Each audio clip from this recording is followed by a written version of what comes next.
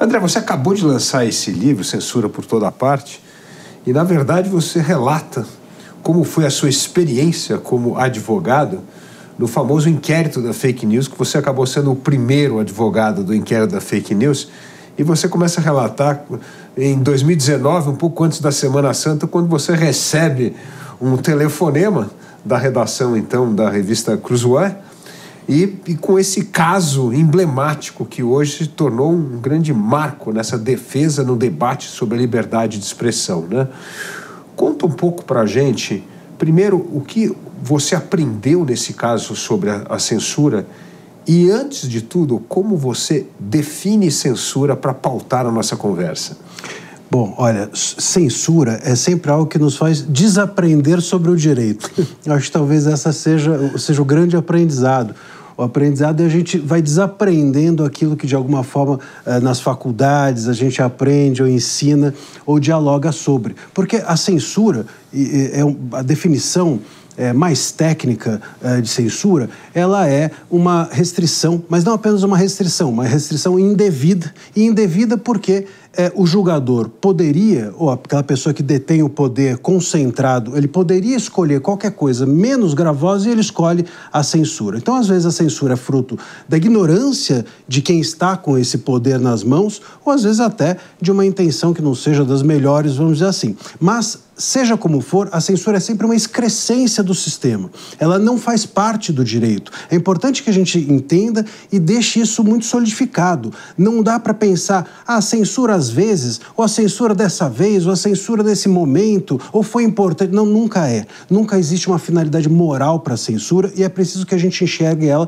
de fato, como algo de fora do direito e algo que dentro, ao adentrar ao sistema, ela sempre o compromete e soterra tudo aquilo que a gente aprende em termos de princípios constitucionais. Agora, André, o que chama atenção no livro é que parece que numa democracia a censura inexiste. Então, sempre que imaginamos em censura, pensamos em regimes antiliberais, autoritários, ditaduras. Mas você, no seu livro, traz um conceito muito interessante, que a censura na democracia ela é difusa. Ela está em todos os poderes. Ela pode estar desde o poder da iniciativa privada até no legislativo, no executivo e no judiciário. Explica essa governança da censura nas democracias, que ao ser difusa parece que não é censura. É isso, Dávila. A censura, ela é característica do exercício concentrado de um poder. Então, isso não significa que ela seja exclusiva de um poder ou que aquele poder precise estar necessariamente corrompido para exercer a censura. Tem censura que é sem querer.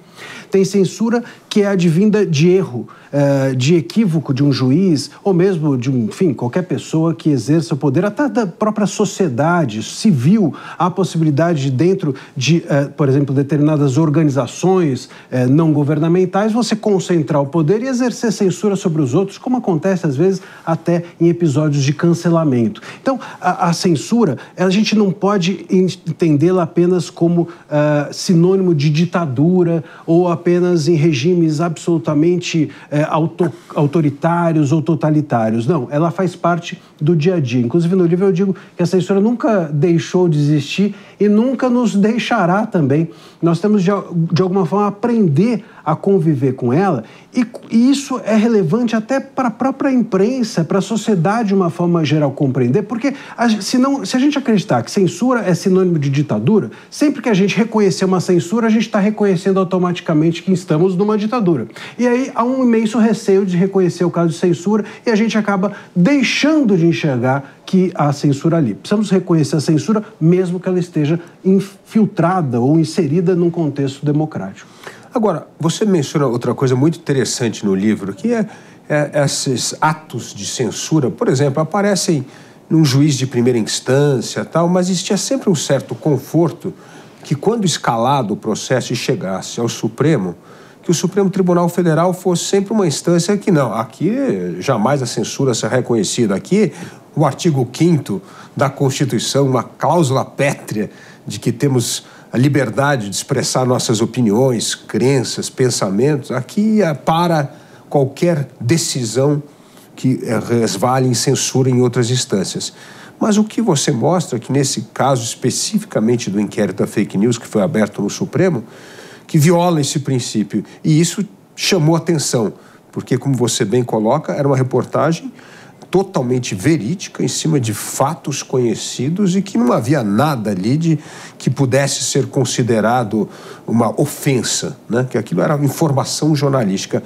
O que aconteceu? O que acha que mudou o humor no Supremo em relação a um tema que a vida inteira o Supremo tratou com total deferência e respeito à Constituição e à sua cláusula pétrea? Essa é uma pergunta central e de extrema relevância. Quer dizer, o que acontece? A gente tinha uma tradição, de alguma forma, às vezes até caótica, em termos de liberdade de expressão no Supremo, então nem todas as decisões eram coerentes umas com as outras. O Brasil é um país complicado, os ministros, você pega, por exemplo, nas cortes norte-americanas, a Suprema Corte norte-americana, a tendência de mudança de entendimento é a cada 15 anos, a cada 20 anos. No Brasil, isso acontece a cada 15 ou 20 dias, talvez. Então, é difícil que haja uma coerência quando se decide muito sobre qualquer coisa e de forma, às vezes, contraditória. Mas nós tínhamos uma tradição, de fato. Enxergávamos o STF como um lugar com certa tranquilidade, a liberdade de expressão ia ser sempre bem recebida, bem acolhida. A partir de 19, muda-se esse entendimento. E por que muda esse entendimento? Acredito eu, e aí é uma análise, claro, pessoal, mas que a gente teve como o centro dessa história o fato de que em 2018 as redes sociais foram absolutamente relevantes para as eleições. Nós temos, a partir desse momento, eleições muito impulsionadas pelo exercício da liberdade de expressão nas redes sociais. E elas, redes sociais, passaram então a ser talvez enxergadas não só pelo Supremo, mas pela classe política de uma forma geral, como um potencial risco, um lugar sem controle, um lugar que era necessário se dedicar uma mão mais forte, etc., com todo o autoritarismo que nos é peculiar no Brasil, no brasileiro e nos nossos juízes. Então, isso para mim foi relevante. Em 2019 surge o inquérito das fake news, para, de alguma forma, controlar o discurso que corria solto nas redes sociais. Agora, isso é um ponto muito importante. A censura, então, veio, de uma certa forma, para acabar com a algazarra, com a balbúrdia, com o barulho, com uma discussão passional e até irracional nas redes sociais, ou seja, ela é exercida com um efeito moralizador da democracia? Com efeito moralizador, sem dúvida. A liberdade de expressão hoje em dia, inclusive, isso está bem sedimentado, a gente vê a torto e a direito nas decisões do STF que a liberdade de expressão é vista como finalística, uma finalidade moral. Você pode exercer a liberdade de expressão contanto que, para que os seus princípios democráticos vão adiante, que, enfim, você demonstre a sua visão democrática. Bom, a liberdade de expressão, ela surge, ou ela existe em países civilizados justamente para você questionar aquilo que está sedimentado, e não para você reforçar. Para você reforçar algo que está sedimentado, você não precisa de liberdade de expressão. O próprio consenso dá conta. A liberdade de expressão deveria existir justamente para questionar aquilo que é um valor da nação, justamente para que a verdade, para que a democracia, para que, enfim, esses nossos valores tão caros, tão importantes, sejam questionados e, com isso, eles avancem, eles evoluam. É com a discussão e o questionamento que a gente cresce. Não é botando na estante, num vaso de cristal, os nossos valores, que nós os protegemos. Ao contrário, a gente trata eles de uma forma infantilizada, assim. Então, esse entendimento é um entendimento de que a liberdade de expressão precisa ser protegida do debate, de alguma forma higienizar o debate, de alguma maneira, como você disse, ser moralizante a forma como os tribunais tratam a liberdade de expressão. Essa é uma visão paternalista. E por ser paternalista, é autoritária. E por ser autoritária, não é bem-vinda em uma democracia. Agora, esse é um ponto importante. Havia um consenso, você acha, a partir de 2019, 2020, entre as instituições políticas no Brasil, aí não só o judiciário, executivo, legislativo, classe política em geral, de que a liberdade de expressão havia passado uma fronteira do civilizatório, uma fronteira do respeituoso, do tolerante, e que era preciso mesmo dar uma puxada de freio de mão para conter isso? Acredito que sim. Para além da questão de moeda eleitoral, vamos dizer assim, que as redes sociais transformaram a partir de 18, isso foi percebido pela classe política, há também uma visão de que as redes sociais elas têm um componente que nós não tínhamos antes no debate público, que é o filtro. Então, estávamos acostumados, por exemplo, à imprensa. A imprensa, ela possui um filtro. Né? Eu, hoje aqui estou sendo entrevistado, porque não é porque eu bati lá na porta e entrei, mas sim porque eu fui convidado e etc. A imprensa, ela filtra.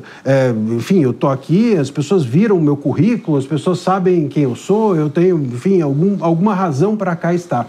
Você nas redes sociais não tem filtro nenhum, você vai lá, faz um perfil e diz o que você quer. Isso assusta. Um país que sempre trata, ou sempre tratou a liberdade de expressão, os tribunais, os governos, a sociedade pública, as empresas, todos nós sempre tratamos a liberdade de expressão com uma certa ressalva, com um certo receio, como um elemento talvez de risco ou de perigo. Essa visão, dentro das redes sociais, sem filtro nenhum, causa espanto. E eu acho que esse é um ponto relevante. Aliás, esse é um ponto relevante, inclusive, que os tribunais hoje utilizam para justificar seu desejo de regular também as redes sociais. Porque quando se pensa em regular as redes sociais, é justamente isso. A imprensa está regulada. Então, agora precisamos regular as redes sociais. Sob essa circunstância de que elas não têm filtro, então, portanto, o exercício dentro delas é um risco. É um risco? Pode ser, mas é um maior risco se a gente regula, ou se a gente cerceia, ou se a gente controla de uma maneira autoritária.